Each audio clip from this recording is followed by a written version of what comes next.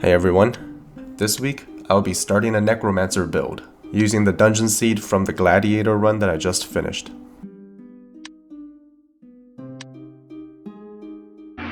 Now, for those of you who have never heard of a Necromancer build, it's basically when you take a Wand of Corruption and you get the Corp Dust quest from the Wand Maker in prison. What happens is the corpse dust will continuously spawn wraiths, allowing you to corrupt them and form your own personal minion army. I heard a cursed rose could also work, but apparently the spawn rate is much lower, so it's not as good.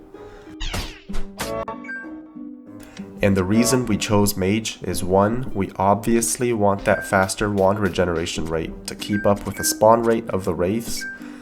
And 2, when we spec into Battle Mage later, we get access to good talents for charging up the Staff of Corruption. This seed is great because it comes with a +2 wand right on the first floor. Unfortunately it's cursed, so we gamble here a little bit with our upgrade to cleanse it.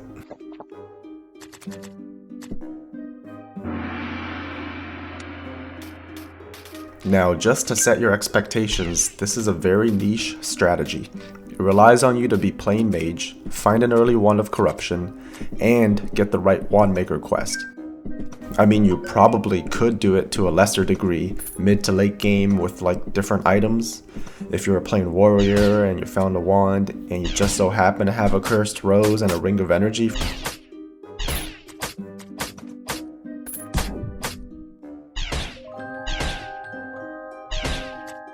The chances of corruption increases the lower the enemy HP. The wand by itself is pretty good, even without the whole Necromancer build.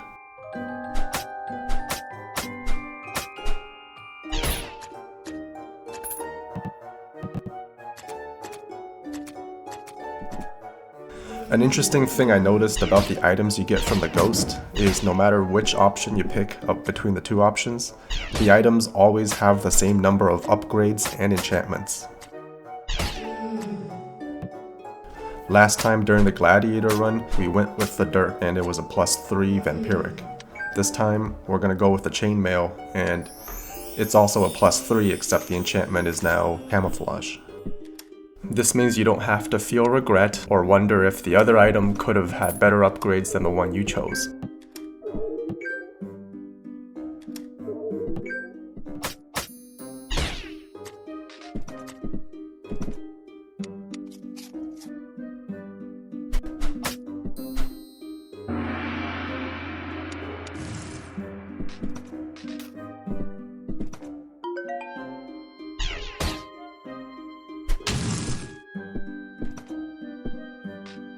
Flies are a really good target for us because you can get a bunch of them down to low health at once. And after corrupting them, they all go back to full health.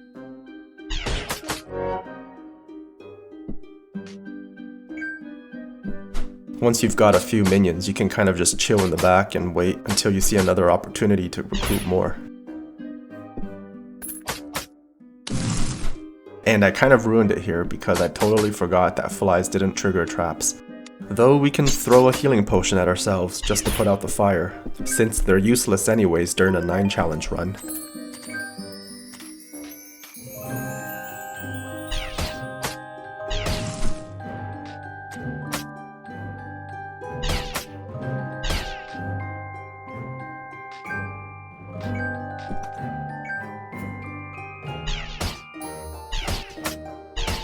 I've always wanted a zombie crab.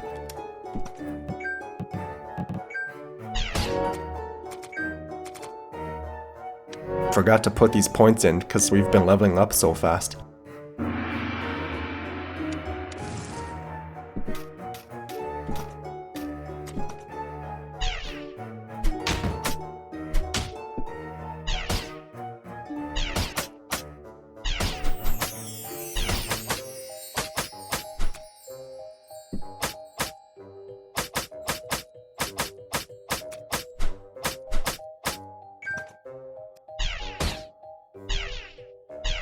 You can see here how dangerous the situation became so quickly. Being at the edge of the wall meant my line of sight wasn't as far as it could have been. We probably should have shot the ward higher up and it would have seen the crab before we did.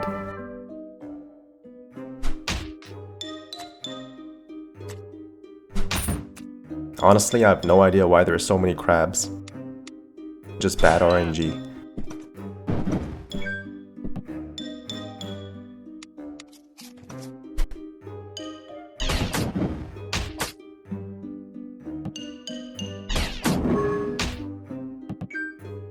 We will be putting all of the scrolls of upgrades we find into the Wand of Corruption. Because if we don't maintain a high enough wand level, it's eventually going to take more and more charges to corrupt enemies as we go lower in the dungeon.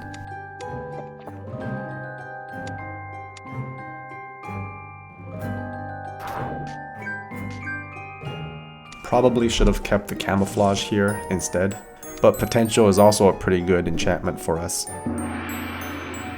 We're at pretty low health right now for the goo fight, so we can try to make some frozen meat and get that 1 in 5 chance of healing us. Alright, so that didn't happen, but I'm not too worried because we have a +3 mail armor and it's only floor 5. Even with the challenge Faith is my armor, goo shouldn't really do much damage to us.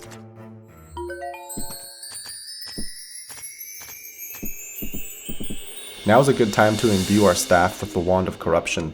We've put a talent point into wand preservation. We get a 67% chance to keep our Wand of Magic Missile, and also so that we have a +3 staff to deal melee damage with during the fight. We're pretty much going to do the same thing we did last time during the Gladiator run, which is loop goo around this little section here since it's close to water and it has a corner so that we can lose line of sight when it pumps up.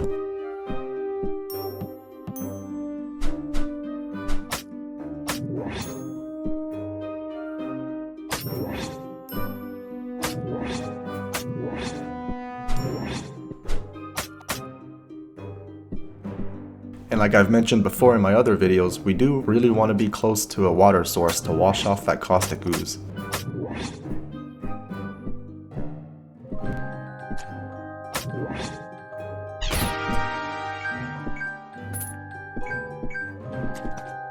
The last thing to do is to borrow some of the Rat King's money, and I'm sure we'll pay him back.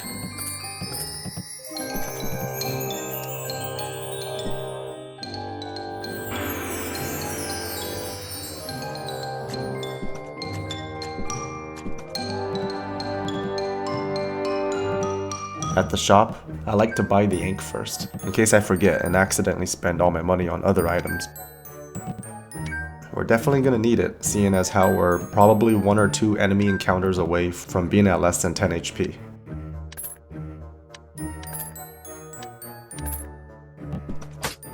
Wow, he was just waiting outside the shop to rob me. Now the smart thing to do would be to reset our health and then chase him, but we woke up today and chose violence instead. For all you know, his skeleton buddies are probably waiting in the shadows right now to jump us.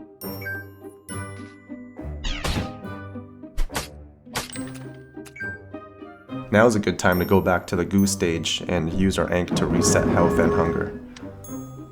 I always use it in a controlled manner on a boss stage, just because it's a death sentence trying to find your backpack on a normal floor while enemies are chasing you.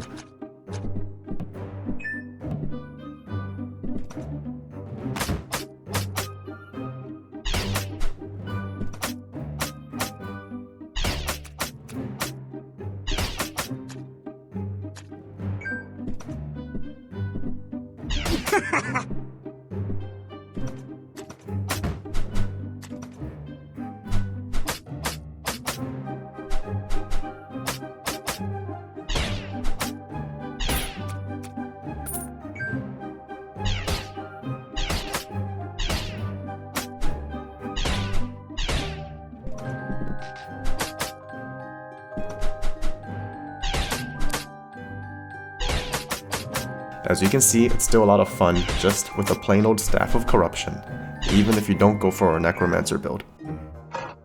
These graveyards are a great source of wraiths in the meantime. I always gamble with the chest in early game, but since we've already played this Dungeon Seed, I already know this is going to be a ring of sharp shooting.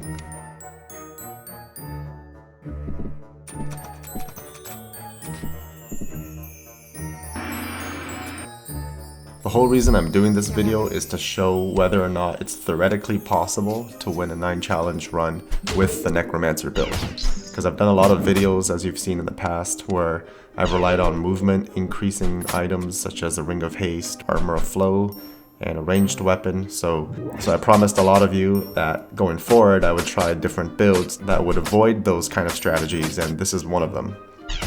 And I'm not saying if you do manage to get a Necromancer build, you're 100% gonna beat a 9 challenge run. I'm just trying to find out if it's possible to win.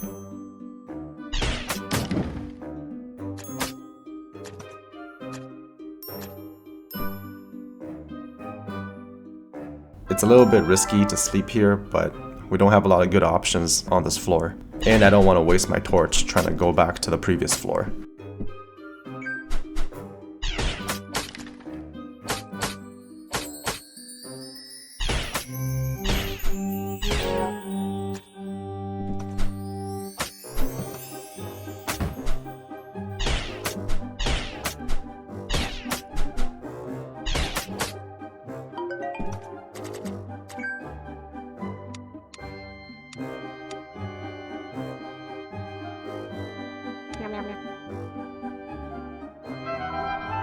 The spellbook is awesome if you can get a lot of lullaby scrolls out of it, but it can be really inconsistent and you can just end up getting a lot of crap instead.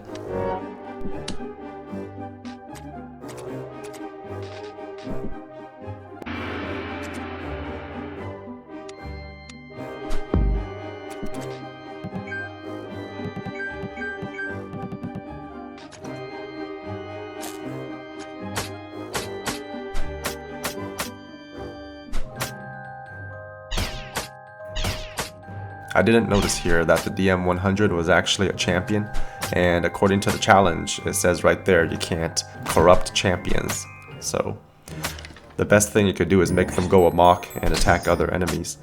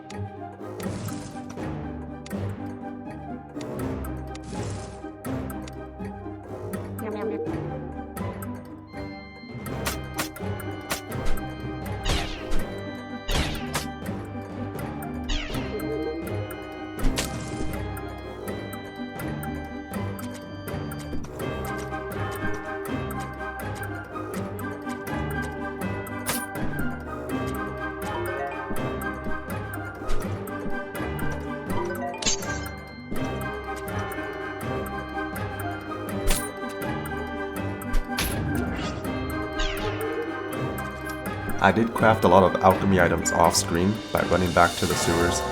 I decided to cut out that footage because you've seen me do that a million times already and it wasn't the main focus of this video.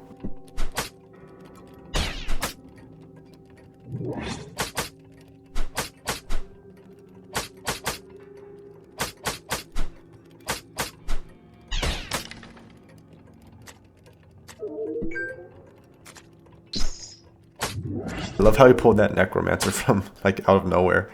It's actually pretty funny when it happens to someone else for a change. Alright, we finally made it to the Wand Maker. And for a video about the Necromancer build, I do realize it's kind of ironic that we spent 90% of the time not even having any corpse dust. But whatever, we're here now.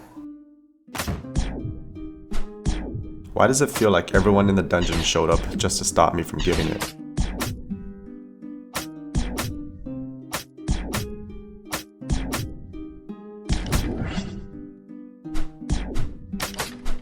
Well, that was kind of useless.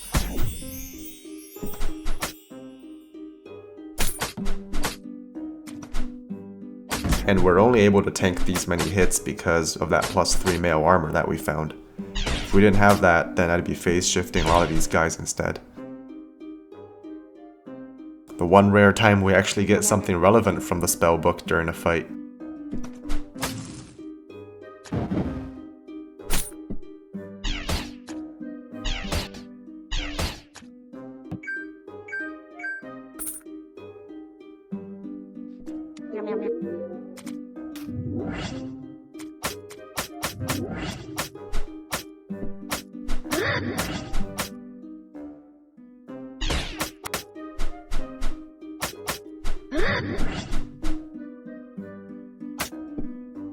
That's kind of disappointing that the Wraith you corrupt disappears with a Spectral Necromancer. But I bet if you corrupted the Spectral Necromancer, all of the Wraiths it summons would follow you too.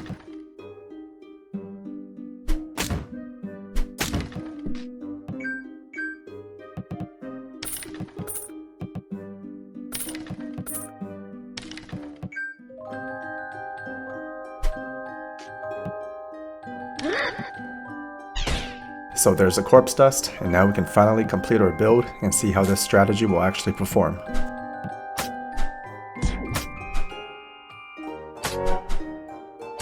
The good thing is that the Wraith damage will increase the lower and lower we go into the dungeon.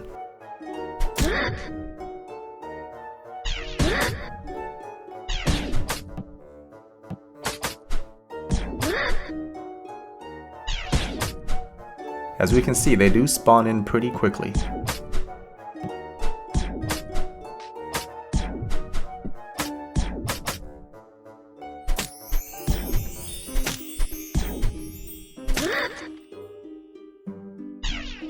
Once a certain number have spawned, the rate at which they appear will dramatically decrease. So we don't have to worry too much about our wand charges as long as our wand is sufficiently leveled up.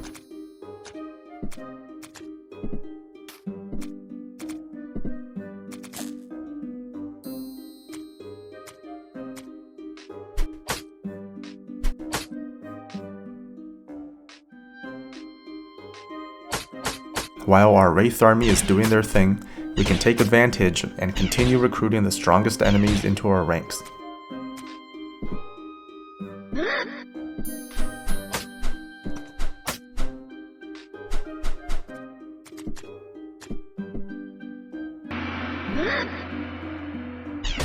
Okay, now for a real test. Let's see how these Wraiths do against the final prison boss, Tengu. The first issue is that we have to wait for the Wraiths to spawn in. I'm trying to offset this by throwing bees at them.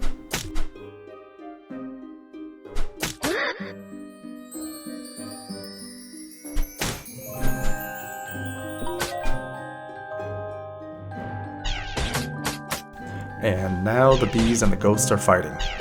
Just great.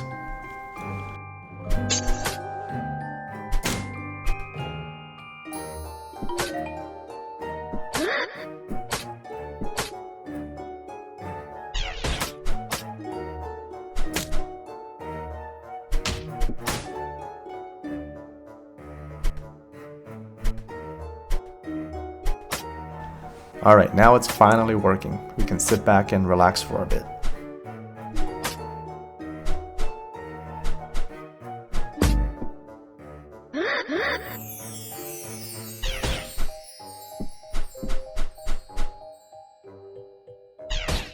The second problem is you have to saturate the room full of Wraiths before you can rest. Or else they will keep interrupting you. They're like a bunch of toddlers run around the house while you're trying to get a power nap in.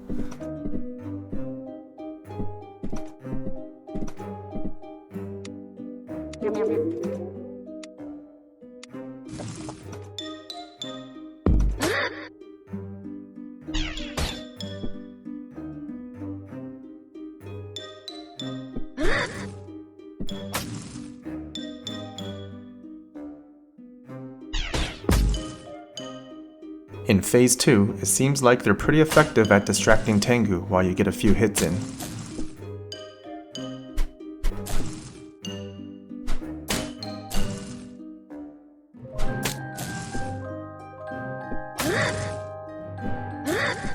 But it looks like they get quickly wiped out as soon as the traps start filling up the room.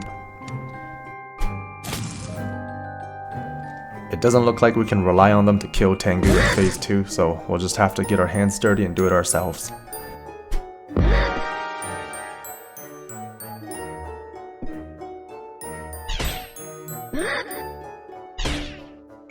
Time to pick the subclass. I think both Battle Mage and Warlock would both be pretty good for a Necromancer run.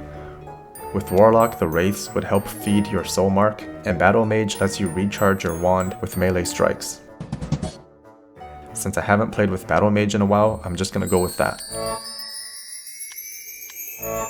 I'm gonna try to get through 2 dungeon chapters every video, so we'll stop it here for now. I hope you've enjoyed the run so far, and we'll see you in Caves in Dwarven Metropolis next time.